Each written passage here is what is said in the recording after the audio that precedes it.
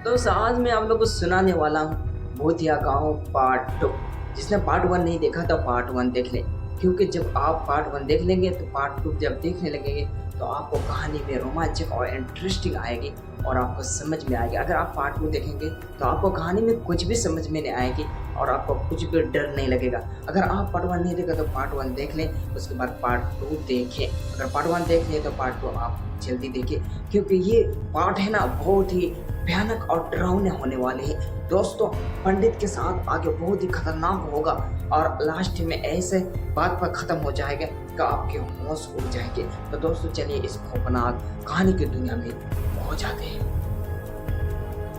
भूतिया गांव पार्ट 2। अरे महेश तो और यहाँ तभी किसी ने पीछे से आवाज लगा। जैसे महेश पीछे मुड़कर देखा तो उसकी सिट्टी पिट्टी गुम हो गई। अरे ये वो लड़का है जिसने आज से 5 साल पहले कॉलेज हॉस्पिटल में ही आत्महत्या कर ली थी। वही मासूम सा चेहरा, घुंघराले बाल, हट्टा कट्टा शरीर, मगर पक्का रंग वाला। नहीं वो नहीं हो सकता, वो तो मर चुका था। मैंने ही तो उसे उठाया था जब वो हॉस्टल के छत से कूदा था, तब उसमें कुछ जान बाकी थी। मैंने ही तो उसे एम्बुलेंस में चढ़ाया था, मेरी ही तो गोद में था जब डॉक्टर ने उसे मृत घोषित किया था। कितना मैं फुट फुट कर रोया था। मैं नहीं तो उसका पोस्टमार्टम करवाया और जब उसके घर वाले उसे ले जा रहे थे तो मुझे सदमा लगा और उसी सदमे में मुझे अस्पताल में भर्ती होना पड़ा। मैं उसके क्रियाक्रम में भी नहीं जा पाया। वो कैसे हो सकता है? ऐसे आंखें फाड़ कर क्यों देख रहे हो महेश? उसने मुझे फिर टोका। मुझे देखकर तुम्हें आश्चर्य हो रहा है? यही तो मेरा गाँव है। आश्चर्य तो मुझे हो रहा है कि तुम इस भूतिया गाँव में क्या कर रहे हो? क्या तुम भी भूत बन गए? उसने एक साथ कई प्रश्न किए। मैं साहस कर बोला, रुपेश क्या सचमुच तुम जिंदा हो? नहीं मैं तो भूत हूँ, मेरे ही चाचा के बेटी का ब्याह है। तुम यहाँ कैसे आए? उसने कहा। अरे डरो नहीं यार, मैं तो मजाक कर रहा था। मैं तो रुपेश का जुड़वा भाई प्रवेश हूँ। देखो कैसी फतुरिया नाच रही है। आनंद लो और खाओ पियो। मुझे माफ करना दोस्त प्रवेश, रुपेश के मरने के बाद पहली बार तुमसे भेंट हुई। उसने मरने के बाद मैं तुम्हारे घर भी नहीं आ सका। महेश ने दुख व्यक्त करते हुए कहा। मेरे ही तो गोद में उसने दम तोड़ा था जैसे डॉक्टर ने उसके मरने की पुष्टि की। पता नहीं मुझे क्या हो गया जब मुझे होश आया। बहुत देर हो चुकी थी। सचमुच मैं बहुत दुखी हूँ। आखिर मैं किस तरह खेद प्रकट करूं? दुखी तो हम सभी हैं महेश, मगर क्या कर सकते हैं? होनी पर किसी का बस चला है क्या? उसने कहा चल तू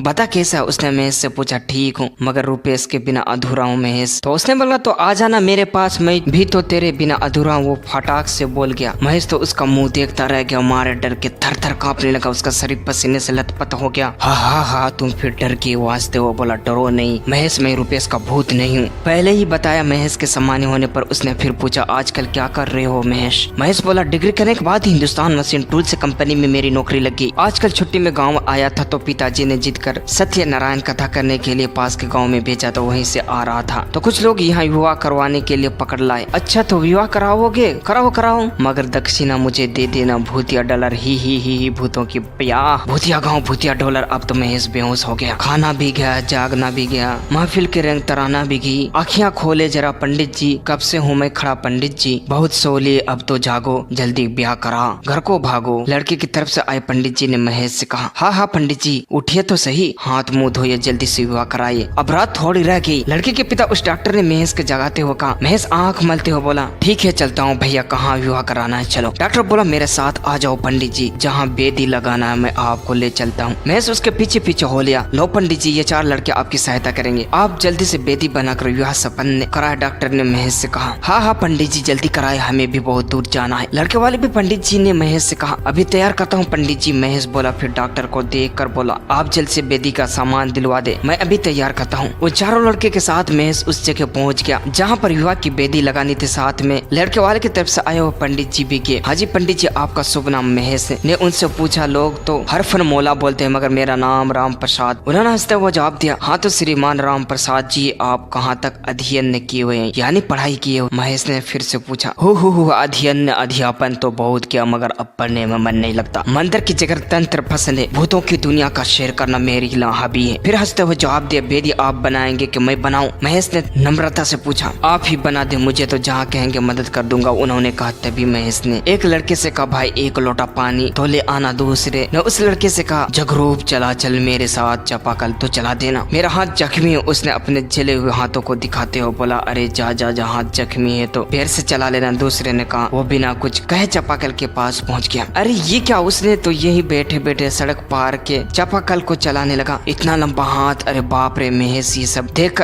आश्चर्यचकित हो गया। लड़की की तरफ देखा, लड़का तो सामान्य था। बेटी बनाते रात के 12 बज गए थे। महेश लड़का और लड़की के माता पिता को बुलाया। सभी आकर वेदी के पास बैठ गए। विवाह विधि शुरू हुई। पहले देवताओं और नवग्रहों की पूजा की गई, फिर वो पूजन प्रारंभ हुआ। नवग्रह पूजन के बाद महेश बोला, हाँ तो जजमान जी अब नवग्रह पूजन का दक्षिणा दे दीजिए। तभी लड़की के पिता ने हंसते हुए कहा, पंडित जी आप चिंता न कर, अच्छी दक्षिणा मिलेगी, हमारे पास पैसे भी और सम्मान भी। लोग कहकर उसने 100 के कैनेडियन दे दिया। महेश उसका मुंह देखने लगा। वो हंसते हुए बोला, पंडित जी आश्चर्य न करें, जल्दी में सब कुछ हुआ है, एक्सचेंज नहीं करा पाया, आप खुद करा लेना, कमीशन सही दक्षिणा दूंगा। लड़की के पिता भी अपने बटुए से निकालने लगे तो लड़के वाले पंडित जी बोलने लगे, आप रहने दो, मैं वधु पक्ष का खर्चे नहीं कर रहा था। ये कर को उन्हें 500 की 10 नोट दे दिए। साथ कैनेडियन डॉलर का प्रभाव था। अरे कन्यादान करेगा तो दक्षिणा भी उचित ही है। इसी पर सभी ने ताली बजा और डॉक्टर साहब का सीना चौड़ा हो गया। महेश, हाँ तो हरफर मौला जी माफ कीजिए पंडित जी, वर पूजन के लिए वर को खड़ा तो कीजिए और डॉक्टर साहब आप भी खड़ा हो जाइए। दोनों खड़े होने लगा। अरे ये कैसा कौतुक है, लड़का तो जैसा हवा में उड़ रहा हो, लड़की के पिता भी थोड़ा झुके हुए हवा में उड़ रहे। ये देखकर महेश घबरा गया। महेश को घबराते हुए जानकर लड़की के पंडित जी ने कहा, पंडित जी आप ऊपर क्या देखते हैं, नीचे बेदी पर डॉलर तो उठा लो, ये नोट भी रखा लो, कहीं जजमान की तरह नोट भी न उड़ जाए। महेश ने उन सारे नोटों के अपनी जेब में रख ली। स्थिति सामान्य हो गई। महेश, डॉक्टर साहब आप मेरे साथ बोले ओम। डॉक्टर बोले, ओम साधु भगवान अरच्यस यमो भवंत। तभी वर बोला, ओम अरच्य, यही कहेंगे न पंडित जी। महेश तो दोनों का मुंह देखता रह गया। कई सारी हमने देखी पंडित जी। दोनों एक साथ बोले, अब आप लोग अपने स्थान पर बैठ जाए। महेश बोला। महेश एक कलावा लेकर डॉक्टर को दिया और बोला, विष्टरो पिस्टर। डॉक्टर बोला, विष्टर परति